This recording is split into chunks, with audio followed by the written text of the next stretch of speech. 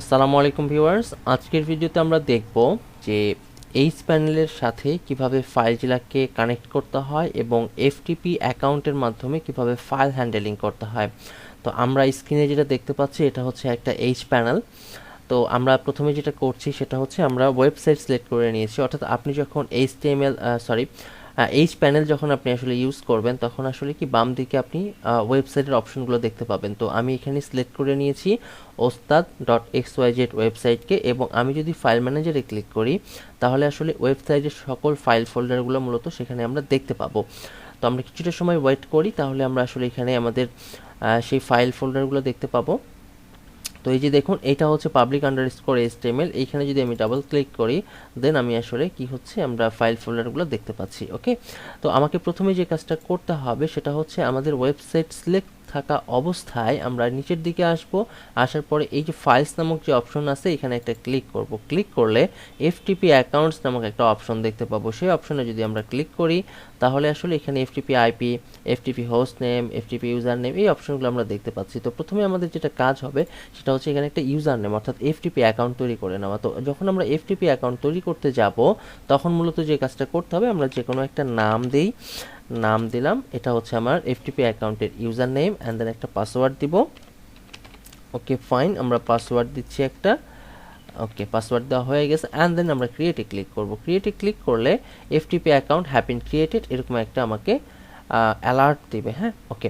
তো এখন এটা হচ্ছে আমাদের হোস্ট নেম, এটা ইউজার নেম, অ্যান্ড দেন এটা হচ্ছে আমাদের এখানে একটা আমরা পাসওয়ার্ড দিয়েছি সেই পাসওয়ার্ডটা। তো আমাদের প্রথমেই যে কাজটা করতে হবে এখন সেটা হচ্ছে এই যে ফরগেট ইওর এফটিপি পাসওয়ার্ড, তো আমাদেরকে এই ইনফরমেশনের সাথে এইটাকে লিঙ্ক করাইতে হবে। মানে এইখানে যে আমরা পাসওয়ার্ড দিয়ে ক্রিয়েট করেছি সেই পাসওয়ার্ডটা মূলত এখানে রাখতে হবে। হ্যাঁ, তো এখানে আমরা যেটা করব আমরা সেম পাসওয়ার্ডটা দিয়ে দিই।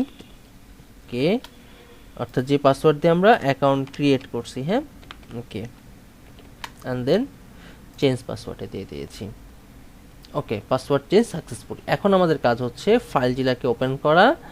আমরা ফাইলগুলোকে ওপেন করে আমাদের ইনফরমেশনগুলো আমরা এখানে দিয়ে দিব। তো প্রথমে আমাদের যেটা লাগে সেটা হচ্ছে হোস্ট নেম। তো এখানে এখন বিষয় এই যে হোস্ট নেম, এই হোস্ট নেমটা আমরা ইউজ করব না। আমরা যেটা ইউজ করব সেটা হচ্ছে এইখানে যে একটা হোস্ট নেম তৈরি হয়েছে সেই হোস্ট নেমটা আমরা দিব এখানে। হ্যাঁ, ওকে, হোস্ট নেম দেওয়া হয়েছে। আচ্ছা, এখানে ওকে, অ্যান্ড দেন আমাদের লাগবে হচ্ছে ইউজার নেম।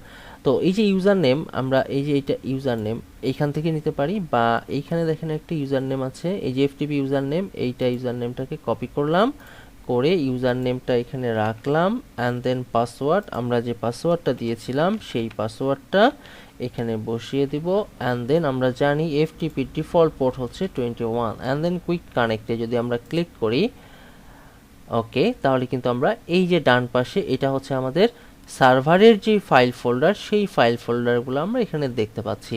তো এখন যদি আমরা আমাদের কম্পিউটার থেকে যদি এইখানে কোনো ফাইল রাখি তাহলে আমরা কিভাবে করতে পারবো, যেহেতু আমরা এখন আছি কোথায় public_html এর মধ্যে, তো আমরা এখান থেকে এই যে 4.pdf, আমি জাস্ট এই পিডিএফটাই মূলত আসলে এখানে রাখার চেষ্টা করছি। ওকে, আমরা যদি রাইট ক্লিক করি দেন এটা সিলেক্ট থাকতে হবে অবশ্যই, আমি যে ফাইলটাকে পার করব সিলেক্ট থাকে অবশ্যই। আমরা রাইট ক্লিক করে আপলোড যদি ক্লিক করি তাহলে ফাইলটা আপলোড হবে, এবং এইখানে এই যে ট্রান্সফার ফিনিশ দেখাচ্ছে, এবং এইখানে 4.pdf নামক একটা ফাইল আমরা দেখতে পাচ্ছি। তো চলুন আমরা আমাদের সার্ভারে চলে যাই।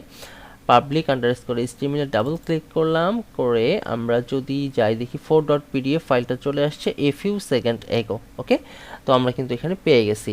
তো এখন যদি আমরা আবার এখান থেকে রিমুভ করতে চাই, এটাকে সিলেক্ট করে রাইট ক্লিক করে যদি আমরা বলে দিই ডিলিট, ওকে, অ্যান্ড দেন আমরা যদি ইয়েস করি তাহলে ফাইলটা ডিলিট হবে। আমরা যদি আমাদের সার্ভারে যাই, আমাদের এইখানে কিন্তু দেখতে পাচ্ছি যে এটা আছে এখনও, তাই না?